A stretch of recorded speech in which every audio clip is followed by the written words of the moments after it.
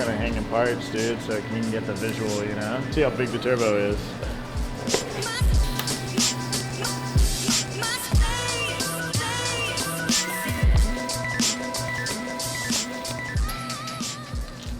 Here comes Rob. I'm gonna pretend like I'm sleeping.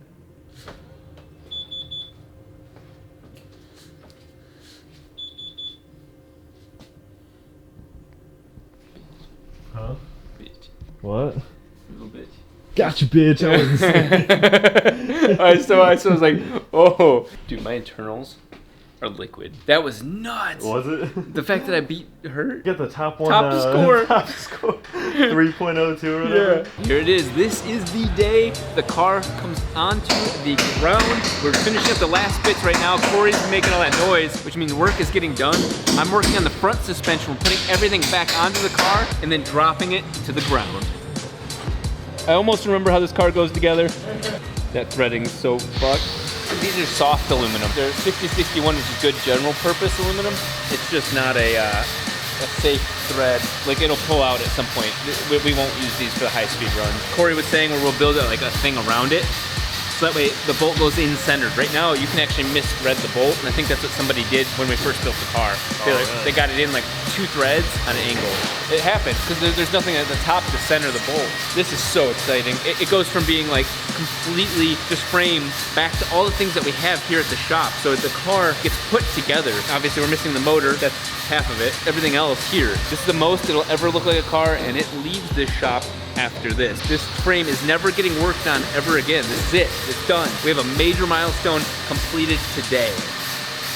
I think I only have 3 of the 4 correct wheel bearings, so one of these tires is going to be using the wrong wheel bearing, but same general fit, different spline.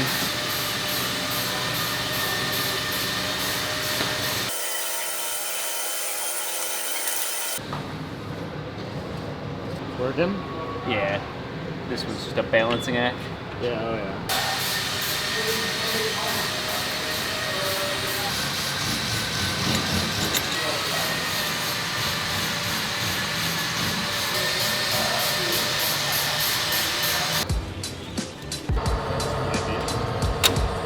So cool seeing all the hardware coming together like this. Like, you, in your mind, you know all this connects up, but it looks so like backwards when you see the frame only, and then you start putting it on, and you're like, wow, this is actually a complex machine, piece by piece. You know, like that stupid old cliche saying on how do you eat an elephant, piece by piece. That's literally the way you have to think when you do a project like this. You just focus on just this, just that, and you turn around and look back, and you're like, holy crap, the whole thing's a car.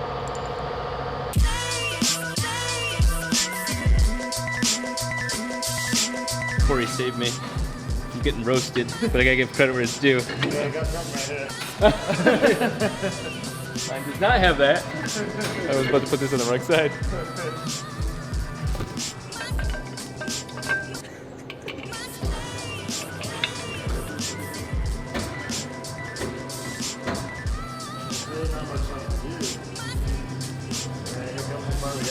Shit, yeah. Some things just need to get done. Even though it makes no difference. Yep.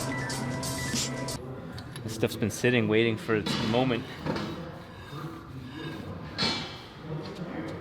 We're ready to put the wheel in on this side. The final fitment. Willwood has been such a big help in this whole process. These guys not only are doing the brakes, but the brake pads, pedals, obviously the rotors, calipers. They've been very helpful in the engineering aspect of stopping this vehicle. Not normally my focus. I'm just worried about getting it to go. I'll worry about stopping it after that point. They do sell a set of like carbon ceramics for the C5 Vet, which fit this. Really? Yeah, so we could go to, if we're like really beating the shit out of this car, swap these to carbon ceramics. Yeah, That's pretty clean. yeah, those look pretty clean. We used to have to be like every Instagrammer and be like, follow the partners, support the team or whatever. You ready for this moment? No way, it's going on. It's going on. Okay, let's put a couple of lug nuts on here. Oh my god. Thank you. It's funny because literally the people that have been the biggest supporters of this project are all like in one shot. Willwood, Vossen, Michelin. It's all the wheel and what keeps me safe on on the ground. They've all been the biggest supporters of this thing. They don't want to see me die. Sounds like a bicycle. Can you twist it? Actually does, but it's the speed sensor inside of the spline part. The last piece that we're going to need up here, which is going to be provided soon, is the carbon fiber drive shafts, half shafts for the front of the car. Those all will add one more layer of stuff in the mix here, going to the tires. You're seeing almost the finished product right here. Briefly in one of our previous videos when we were doing the rear subframe, we found out that the body is actually an inch off side to side right here on these fenders. The frame is 100% square. I measured with my own eyes, my own measurements multiple times, that the front tire to the rear tire and the front to the rear tire are identical on both sides, square. The body isn't. One of these tires is going to scrape, like especially right here. This curves in way too much. It's the stock Rocket Bunny piece, so that wasn't us that did it. I'm gonna have it come down more, but we might have to physically trim it to get the car to sit on the ground and behave properly as a vehicle. Obviously this is all going away. And coming back with the final version soon. Okay. So the optimal way to do this would be to just hump it over and down. There's all my pins.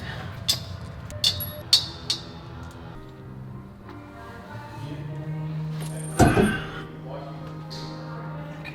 I'm gonna kind of like give it to you for a minute, for just a sec. Perfect. I'm gonna grab the back.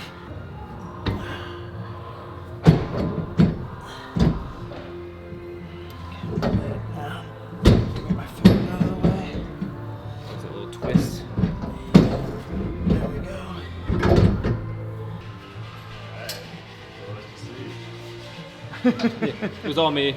Rob working. It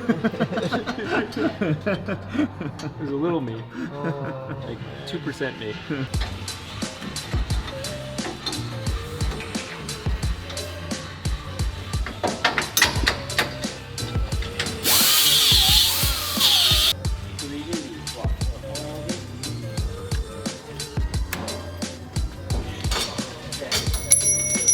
Stuff adds up in terms of heaviness.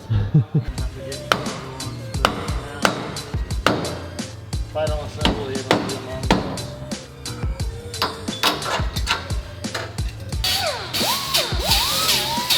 the upright or the lower pickup? The upright itself snaps. A lot of material. Yeah.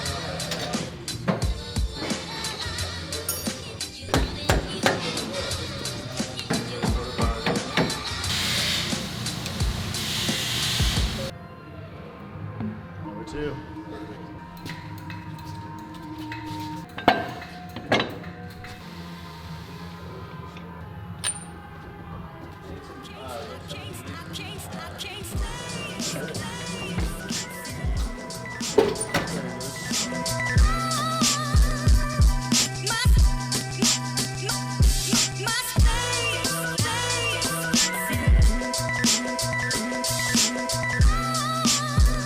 This is a saying Jarrett makes fun of me about, is that he'll catch me in the garage. Like he'll walk out to the garage and I'll just stand like this, staring at cars, and I'll be like, from this angle, this looks so sick.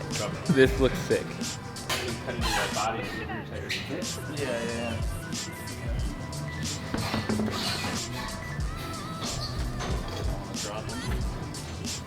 Alright. Body panels.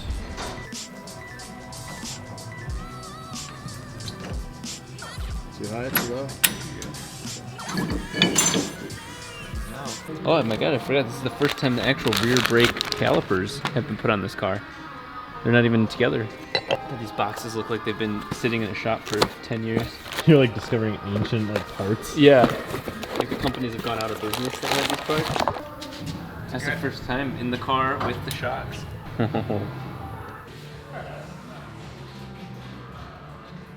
Well, I'd rather take meat out of the the rear upright. We don't need to do that now. Okay. Minor detail. I forgot about this back at SEMA 2 years ago. Is that, see this shape here? That's the shape that the CAD file is drawn to. So the upright follows this inner curve, whereas this piece has this extra brace. I'd rather leave the extra brace and then cut and trim the uprights. So The rear calipers left to stay off the car for the moment. Oh.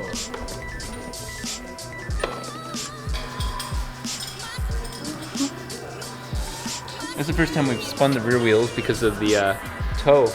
That's it, right there. Yeah. The other tires that we had on here weren't this full profile. This is the correct tire for the car. What you want to do? Yeah, definitely. So from Mike, There, yeah, I'm just gonna do that. yeah.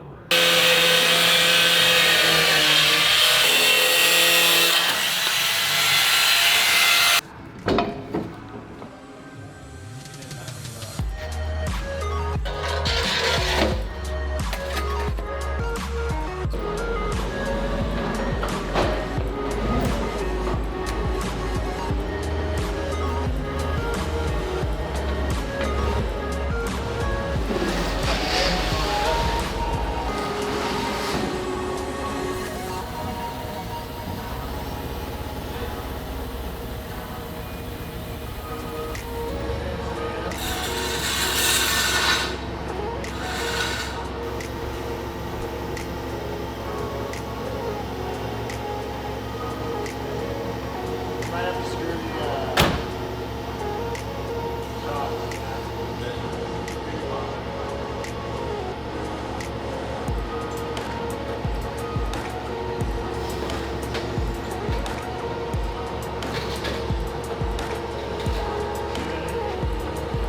This is the moment. You're gonna hear my audio, like genuine, like, oh my god. It's beautiful. It's absolutely beautiful. Cool. I got a really cool moment of like, as soon as the tires touch the ground, you know, like this is it.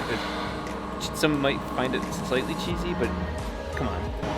See that thing touch the ground for the first time. Ladies and gentlemen, there is the finished chassis. Oh my god.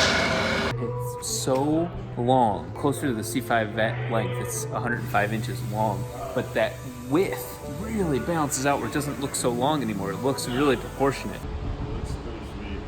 Like if we get the intake on there, I can build a really cool flat firewall. It looks so clean. It's way heavier than you think. Look at all that sick, honestly sick metal work to make this fit. Nice voice crack. Still going through puberty. You know what's worse than my voice cracking? What? Me saying that's a rap at Hoonigan. It was like the Howard Dean. That's a rap. I really want to totally. That area is totally changing. This is my least favorite part of the Rocket Bunny kit, other than the front bumper. How do you want to wrap this vid? Do you want to say it like a, you want to scream that's a rap like a little girl?